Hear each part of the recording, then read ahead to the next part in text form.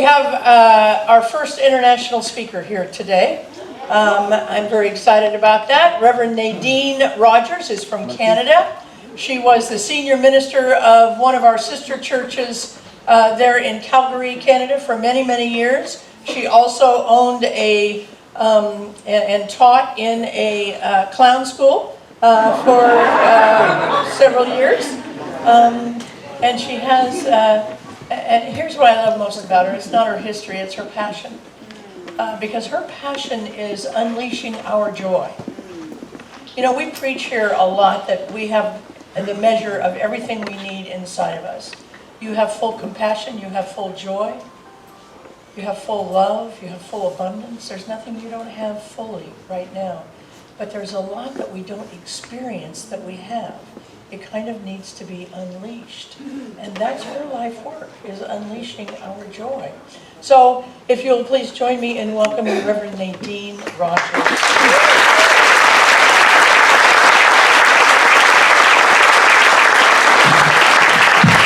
I didn't know that's who I was. Thank you, Dr. Georgia. This is my prop. I don't always use it. Wow. There's a whole sea of faces. You look just like your website picture. I thought, wow, this is going to be a fun church to speak in. I never know really what I'm going to speak about or how I'm going to share it, because I always have one thing to say. When I was in ministerial school, in the intensive, they said, you know, as a minister, you have only one message, and you better figure it out what it is and figure it out now. And I thought, well, that's a little bit of pressure. That's a lot of bit of pressure. And then the next thing they said to me was, and if you can do anything else, then there's the door. If you can do anything else but ministry, there's the door. And I thought, oh my gosh, I've been an entrepreneur since I was 13 years old. I have done more things than 20 people put together. Should I take the door? And boy, I wanted to. But here's my message. If you embrace your humanity, you will know your divinity. That was on my business card when I started my first clown school in Calgary back in the early 80s. Clowning for me was not something I decided upon and I thought a lot about and prepared for and wished for and dreamed for, although I always did love the circus as a kid. Anyone else here like the circus? And we had ice capades up in Calgary. It was always so thrilling for me to see them come out with all the glitter and the music and the possibility of just performing and being who they were in the moment and giving all that they had in a creative way. And that was my call. It was to be creative. I really didn't know the form. And as I said, I never thought, oh, Nadene, one day you're going to wake up and be a circus clown. Like, you can just imagine. I had other ideas for myself. But I fell into clowning because it was divine intervention, and it was that which enabled me to learn how to express myself fully in the moment. Now that's a very vulnerable place to be, especially for me who never felt like I was this or that. I always felt I was and both. I always thought of myself as androgynous. I could never really have an opinion because I could see the truth in all things. But I didn't want to share it because I didn't want to be persecuted for being what I thought was on the outside of the way normalcy went in my family, in my society, in the powers to be. So, clowning, I didn't think I was going to talk about this today, but because you mentioned it, clowning enabled me to be my expressions of my emotion. Now, growing up as a child in a household that had that was very dysfunctional, I'm sure a lot of you can relate. My story isn't that special, believe me. Alcohol abuse, only child. You know, you kind of walk on tiptoes because you're never quite sure who's going to walk through the door, especially when it came to my dad. And so I learned this, to be seen and not heard. Now that was not prevalent just to, you know, the baby boomer generation.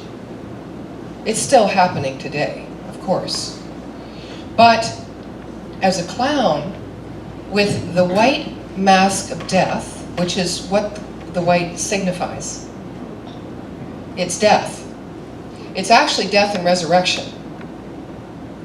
And it was proof positive for me that life is eternal, and that my life, especially the fullness of me, the me that I had never experienced because I'd never expressed,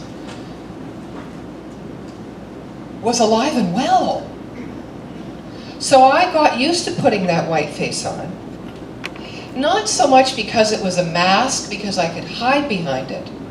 Unlike theater, in which I was raised, where you have a director and someone who writes your script and blocks your every move, as a clown, you're improvising. You're showing up in the moment the way it is. Now, I would never do that in my real life. I appreciate identity and image, in a manner of speaking, because I like to dress up. And I like to be as many different expressions of my own humanity as possible. But here's what happened when I clowned. I got sober.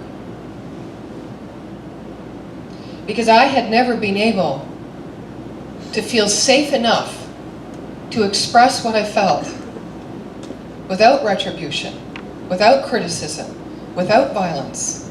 So I never showed up as who I was.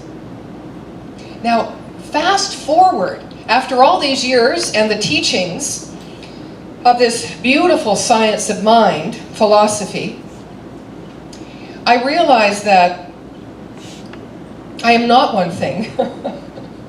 I am all things. So I was right on the mark from the beginning. I didn't have to hide.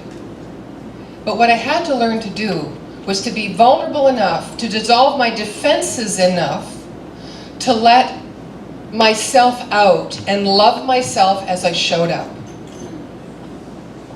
So clowning was a great exercise in which I could play and exaggerate and animate and add humor and add irreverence and add silliness.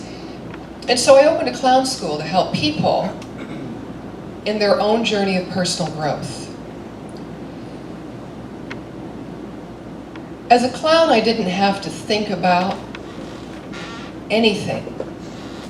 I did not have to create an action, make a plan, be prepared. None of that sense of over-responsibility was on me. All I had to do was show up and presence my spirit. Isn't that what we teach here? Is it any wonder that clowning led me to ministry?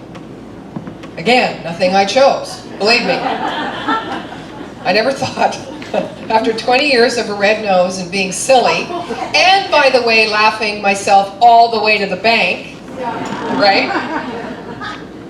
It's craziness. That I would look in the mirror one day and go, oh, now you're a reverend. Oh, really?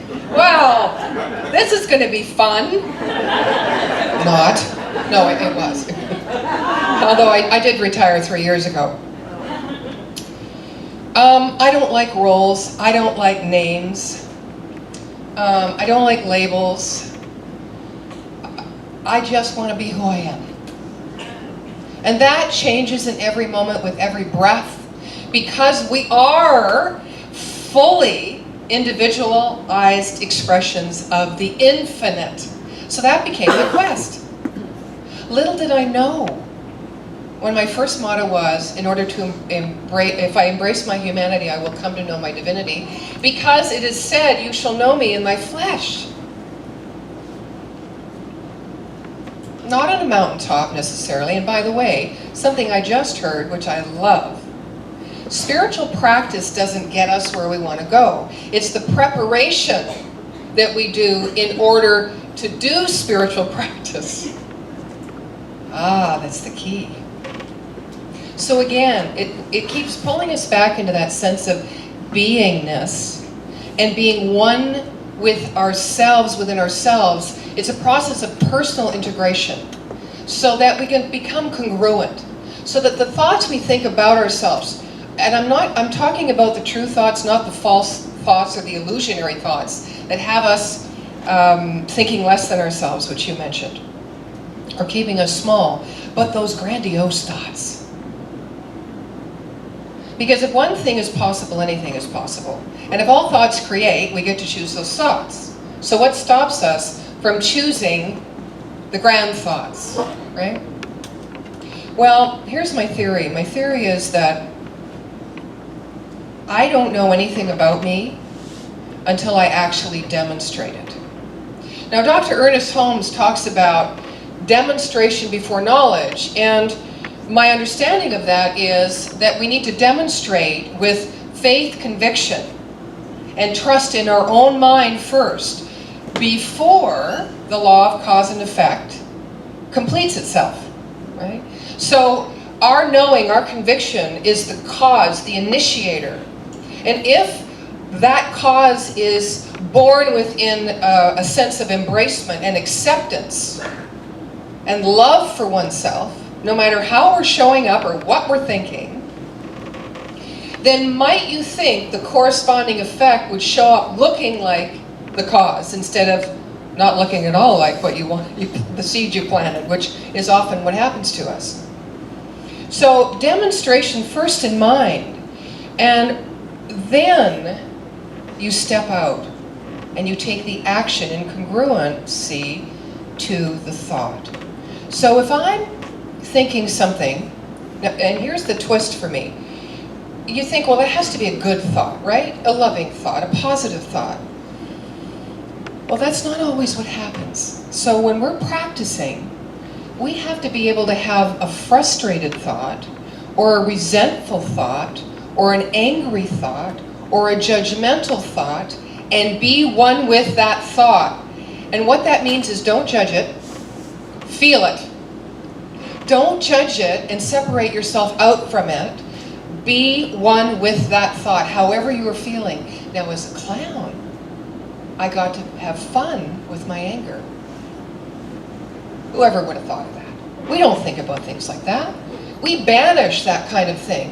When we feel that, we don't want it in us, so we either try to escape it, the lot of escapist behaviors, we deny it, or we spiritually bypass it. How are you? Oh, I'm great. I'm fabulous. How are you? How long can I do this? And yes, we have to tell ourselves the truth long enough until we believe it. You know, it's a very fine line.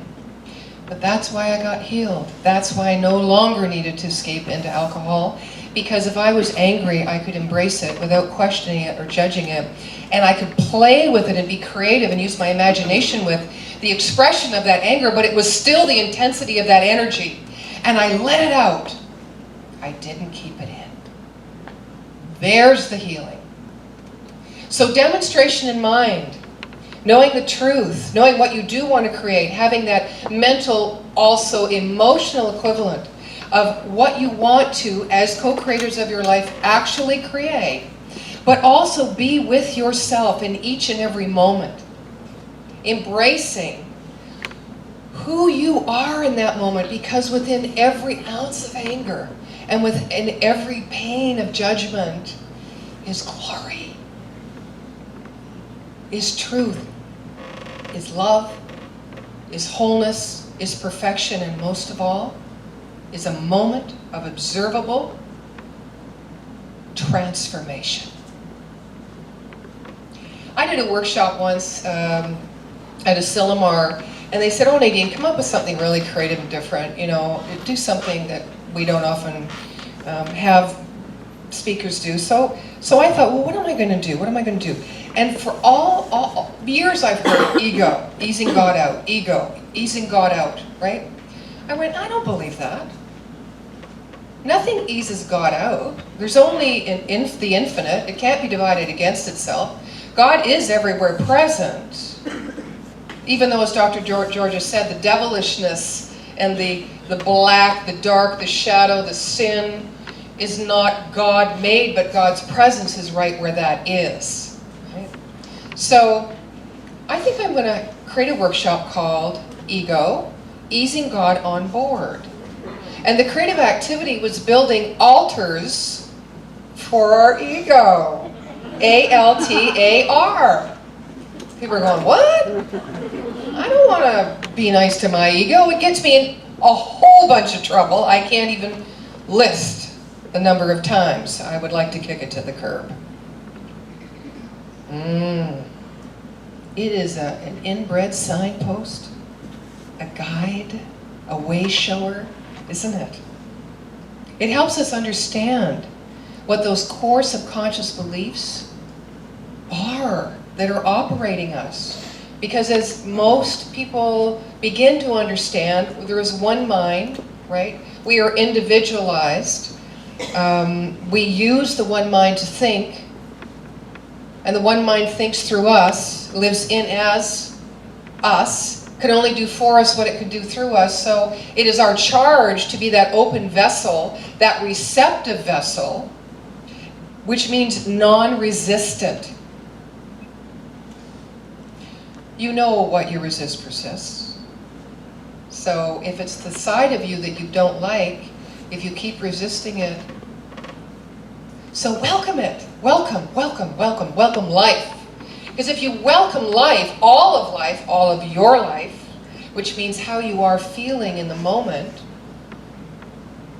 and let that judgmental, great workshop coming up, I wish I could be here to take it, and let that self-critic rest. Let it open its arms and see what newly it can experience without the judgment and the resistance. You'll be amazed at what you find out about yourself.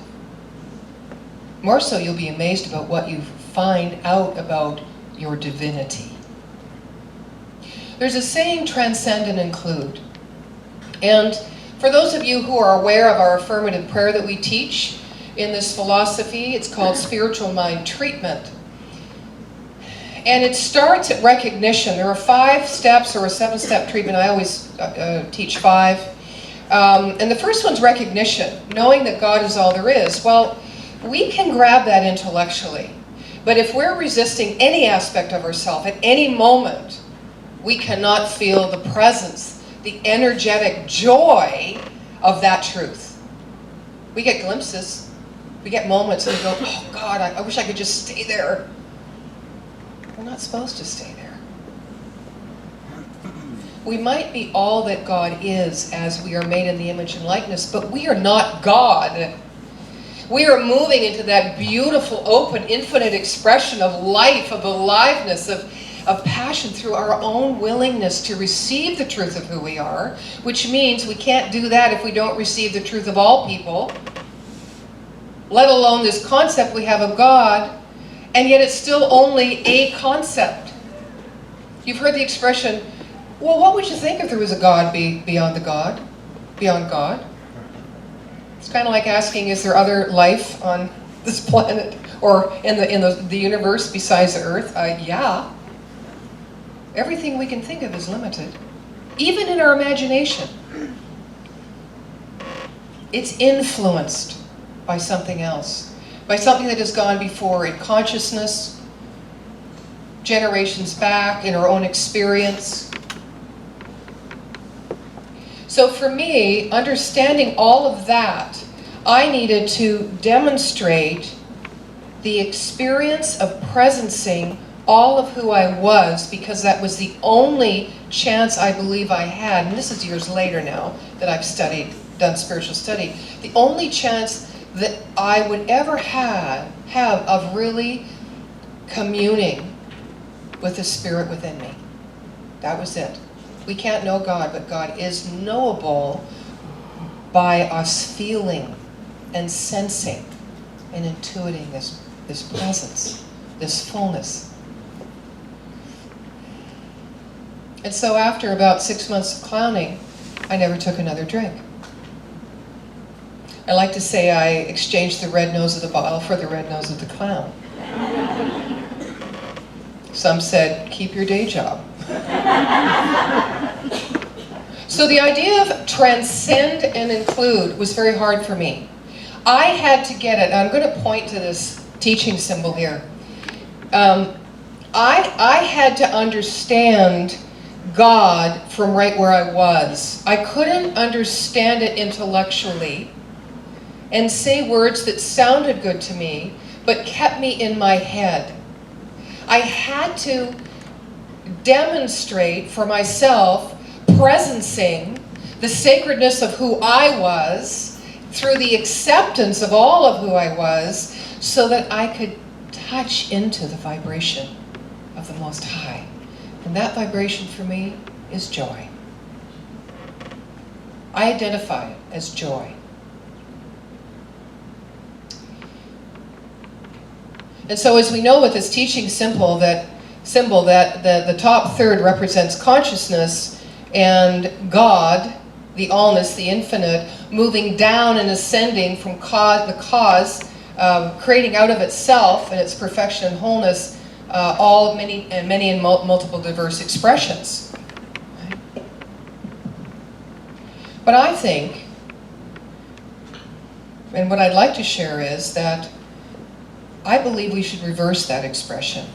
I think we should say include and transcend. I think when we can come to the place of embracing and accepting ourselves instead of trying to improve ourselves, instead of telling ourselves that there's more we need to know because we don't know enough. That's just another way of saying we're not enough. That's all it is. You know, we can tag anything on it we want. Lifestyle, money in the bank, weight, appearance, love life, doesn't matter. If there's any place in our life we think we're lacking anything, then the way has been, we have been taught and shown the way is to look to someone else to get it, someone else to care for us, even giving over our power, and this may come hard on your ears, but it's coming up within me to say, even giving everything over to God as a separate entity. When will we rely on ourselves? When will we trust ourselves to know that right where we are, God is? There is no separation. Include who you are at all times. Embrace it, love it, accept it. Make a different choice in the next breath if you want to. You have free will. That's why we were made that way. Yeah. To discover the greatness of the One. We don't lack a thing. But we must learn to reveal much. Would you agree?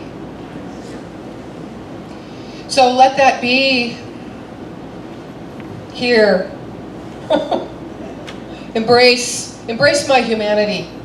As I include myself, I start to feel the presence of oneness always. It's never far away.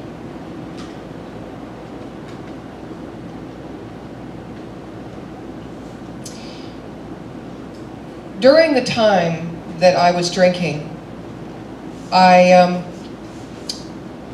had quite an interesting, I don't even like that word, but an experience. You know, I was very functional always, because the way I presented myself to me was part of my survival kit. And I had only myself to rely upon. I left home about 14, I was an only child. And so I made up a lot of stories about who I was based on who I wanted to be that I believed I would never be. But you know, as an actress, I had a great imagination, and away I went. It took me a long time to peel away the layers. And one of the hardest things, one of the most profound moments of my life was when I was drinking and I came home. I was managing a restaurant and I had all this money in my pocket, and I got into an argument with somebody that I was staying on their couch, which should have told me something, but it didn't. And it was cold, it was in Calgary, dead winter. I got in an argument, I left the apartment, I walked out on the street, and this man across the other side of the street was like, "Hey lady, you need any help?" And I'm like, in my arrogant way, I said, "No." And I must have passed out. Because I woke up with my head cradled in his lap. And my first thought, I was horrified. But my thought that just came right so easily right upon it was, not there for the grace of God go I, but there go I. There go I. Oh my. I had a lot of work to do. But you know, all my life, not having finished school, I thought, I'm not smart enough. I don't have the certification. I'm not an academic. And I constantly discounted my innate wisdom and my intelligence, my intuition. I beat myself down so badly that it wasn't until I put the red nose on that I could escape. And I had asthma all my life. And here's what one of our wonderful colleagues said to me one day. I said, "You know, Dr. Moira, I don't know how I can ever get rid of this and heal this. I've healed so much. Can I not get rid of this?" And she put her hand on my chest and she said, "Well, what do you think it is?" I said, "I think I can't bring life in. I can't take life in because I'm too vulnerable." She said, "Whoa, well, perhaps." But she said, "Perhaps you can't let all your life out." Another profound turning point. So I leave you with this beautiful quote of Dr. Holmes.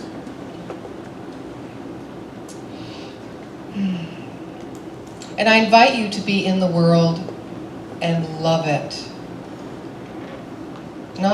Don't be in the world and not of it. Be in the world and love it, and start with your own personal world. Holmes says, "You are a self-choosing mind in a divinity which permeates everything. You are always in the midst of life, a life that lives eternally and lives through you now. So therefore, you need not be disturbed by the passage of time, the movement around you, nor the variations of experience through which you go. There is something within you that remains unmovable, that always speaks directly to you, saying, 'Be still and know that I am God.'" Thank you for your attention, your open hearts and minds. It's been an honor, and so it is.